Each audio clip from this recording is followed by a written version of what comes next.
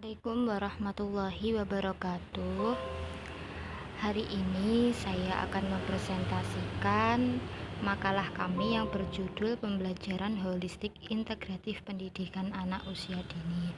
Di sini saya perwakilan dari kelompok 2 Hasna Istiqomah akan menyampaikan makalah tersebut dengan materi yang terdapat 3 materi inti, yaitu pengertian dari pembelajaran holistik integratif, prinsip pembelajaran PAUD holistik integratif, dan strategi pelaksanaan pembelajaran holistik integratif di pendidikan anak usia dini. Nah, selanjutnya kita akan membahas yang pertama, yaitu pengertian tentang holistik integratif. Nah, holistik sendiri menurut Direktorat Pembinaan PAUD itu berarti penanganan anak usia dini secara utuh atau menyeluruh yang mencakup layanan gizi dan kesehatan, pendidikan dan pengasuhan, dan perlindungan untuk mengoptimalkan semua aspek perkembangan anak.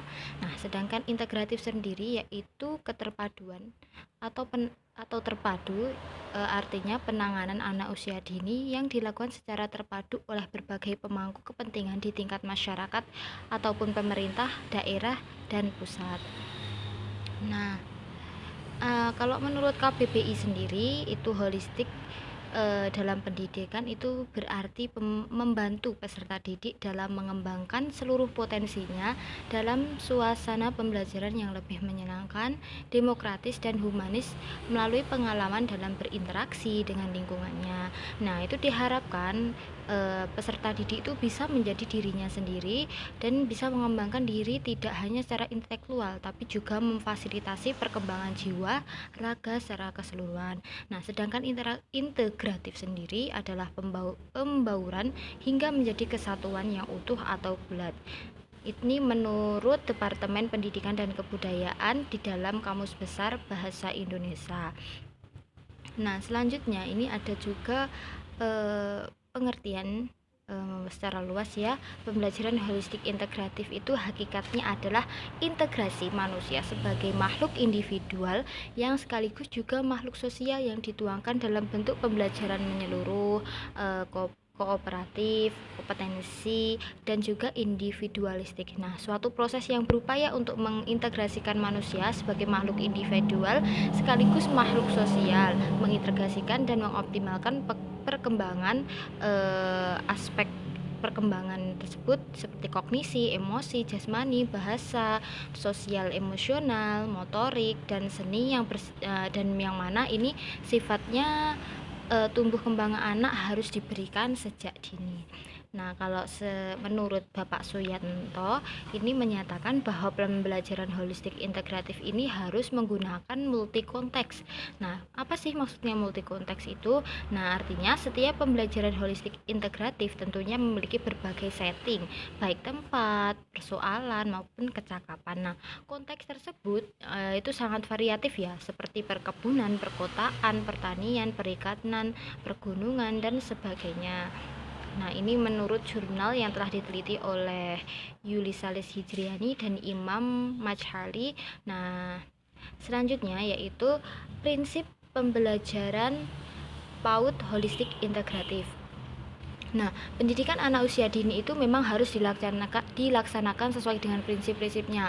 Yang pertama kali perlu diingat dan menjadi pertimbangan dalam pelaksanaan pendidikan anak usia dini itu adalah dunia anak adalah dunia bermain dan tingkat perkembangan berpikir anak, sensor motorik, dan proporsional konkret.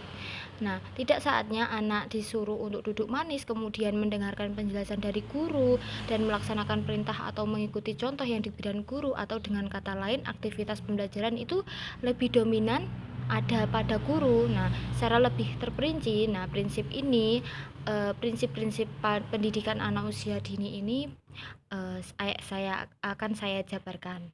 Pertama itu ada pembelajaran berpusat pada anak. Optimalisasi perkembangan anak itu terjadi bila anak sendiri yang melakukan kegiatan pembelajaran, atau dengan kata lain dalam proses pembelajaran atau kegiatan main, anak yang berproses berangkat dari idenya, dari pengetahuan, dan melakukan untuk mencapai kepuasan dalam bermain. Nah, sementara guru itu hanya berperan sebagai merancang permainan atau memfasilitasi anak dalam bermain dan menilai capaian perkembangan yang dimiliki anak. Yang selanjutnya itu ada berorientasi pada kebutuhan anak. Jadi kegiatan pembelajaran itu selalu ditujukan pada pemenuhan kebutuhan perkembangan anak secara individual. Nah, asesmen perkembangan atau penilaian capaian perkembangan anak yang harus dilakukan guru ataupun pendidik. Nah, PAUD itu adalah asesmen harian sebagai dasar penyusunan rancangan pembelajaran selanjutnya. Nah, selanjutnya itu ada lagi kegiatan belajar dilakukan melalui bermain. Nah, melalui bermain, anak itu melakukan kegiatan belajar. Dalam bermain itu diupayakan untuk menerapkan metode strategi pembelajaran dengan menggunakan sarana dan media permainan yang baik dan bersumber dari lingkungan sekitar anak ataupun yang dibuat khusus untuk tujuan tertentu juga. Nah, selanjutnya itu holistik atau menyeluruh dan terpadu. Nah, pembelajaran melalui kegiatan bermain diartikan untuk mengembangkan segenap aspek pertumbuhan dan perkembangan yang mana itu juga dijelaskan dalam Permendikbud ya. Terus selanjutnya itu merangsang munculnya kreativitas dan inovatif. Kreativitas dan inovatif pada anak akan bisa muncul bila dalam kegiatan bermain atau pembelajaran diawali dengan cerita atau pembahasan yang menarik tentang hal-hal yang akan dilakukan.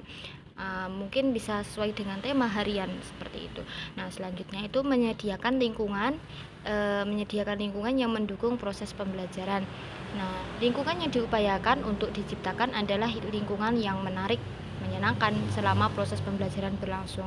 Nah, lingkungan yang menarik dan nyaman bagi anak itu mencakup lingkungan sosial dan lingkungan fisik. Lingkungan sosial itu merupakan keramahan dan kelembutan guru dan personil yang lainnya termasuk teman-temannya bisa menerima anak dan memfasilitasi anak dalam bermain. Selanjutnya itu mengembangkan kecakapan hidup anak. Kecakapan hidup yang dimaksud itu adalah membantu anak agar menjadi mandiri, disiplin, dan mampu bersosialisasi dengan baik. Nah, selanjutnya yaitu berbasis keilmuan. Praktek pendidikan anak usia dini itu perlu dikembangkan ya berdasarkan temuan-temuan mutakhir dalam bidang pendidikan anak usia dini dan ilmu yang berkaitan dengan anak usia dini. Yang selanjutnya yaitu berorientasi masyarakat. Dalam pelaksanaan pendidikan ini diupayakan juga memanfaatkan lingkungan sebagai media dan sumber belajar bagi anak didik. Nah, mengapa? Itu agar anak didik itu tidak tercabut dari masyarakatnya sendiri atau anak sendiri merasa asing di masyarakat sendiri bila dia sudah besar seperti itu. Nah, selanjutnya poin ketiga yaitu strategi pelaksanaan pembelajaran holistik integratif di pendidikan anak usia dini. Nah, strategi pembelajaran adalah segala usaha guru untuk menerapkan berbagai metode pembelajaran dalam mencapai tujuan yang diharapkan. Dengan demikian, strategi pembelajaran merupakan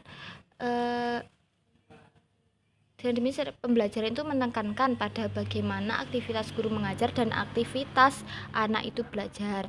Nah, di sini ada beberapa strategi pelaksanaan pembelajaran holistik integratif di PAUD.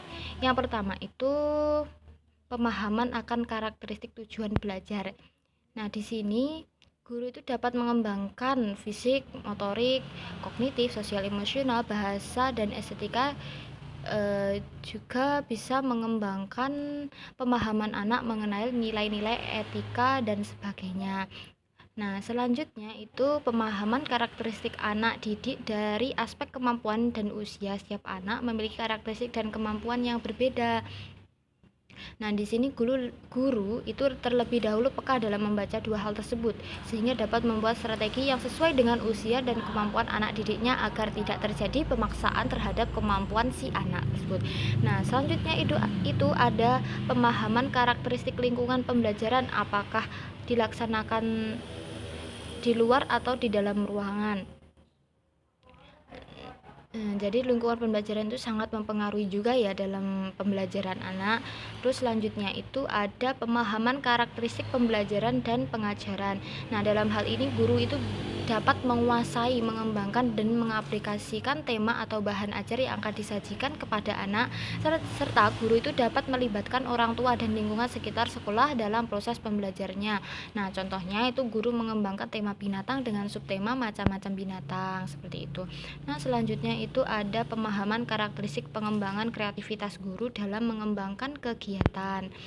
Pola kegiatan yang akan digunakan apakah melalui pengajaran langsung, semi kreatif atau kreatif. Guru juga perlu ya di sini memikirkan ide-ide yang kreatif dan cara penyampaian bahan ajar atau materi agar dapat tersampaikan dan diterima oleh anak didik dengan baik. Nah, selanjutnya itu ada pelaksanaan prinsip-prinsip ya pelaksanaan pembelajaran pada anak usia dini. Nah, yang pertama itu kegiatan pembelajaran pada anak harus senantiasa berorientasi kepada kebutuhan anak. Nah, maksudnya di sini anak usia dini adalah anak yang sedang membutuhkan ya upaya-upaya pendidikan untuk mencapai optimalisasi semua aspek perkembangan, baik perkembangan fisik maupun psikis, seperti intelektual, bahasa, motorik, dan sosial emosional. Nah, yang kedua yaitu menggunakan lingkungan yang kondusif. Nah, kenapa sih harus menciptakan lingkungan yang kondusif? Itu karena lingkungan yang kondusif itu bisa menarik dan menyenangkan, terus bisa juga aman, itu dapat mendukung pembelajaran si anak ketika belajar maupun bermain ya. Terus selanjutnya itu ada pembelajaran pada anak usia dini harus menggunakan konsep pembelajaran terpadu yang dilakukan melalui tema. Nah, tema yang dibangun harus menarik dan dapat membangkitkan.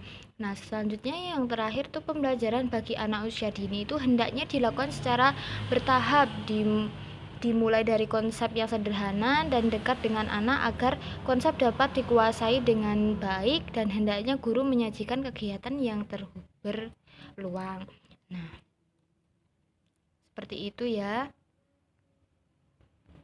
Terus berdasarkan uraian tersebut, secara umum strategi pembelajaran untuk anak usia dini itu dapat disimpulkan jika pembelajaran holistik integratif itu adalah dengan melihat konsep strategi pembelajaran anak usia dini tersebut, itu guru dapat merancang kegiatan program holistik integratif yang mencakup kesehatan, gizi, terus rangsangan pendidikan, pengasuhan, dan perlindungan sesuai kebutuhan anak dan melibatkan orang tua dalam pelaksanaan kegiatan tersebut atau program ya kegiatan program tersebut, serta itu masyarakat sekitar itu harus mendukung tercapainya program tersebut. Jadi ada timbal balik antara keduanya. Nah, demikian yang dapat saya sampaikan. Terima kasih atas perhatiannya. Semoga apa yang saya sampaikan ini dapat memberikan manfaat bagi kita semua. Sekian dari saya. Wassalamualaikum warahmatullahi wabarakatuh.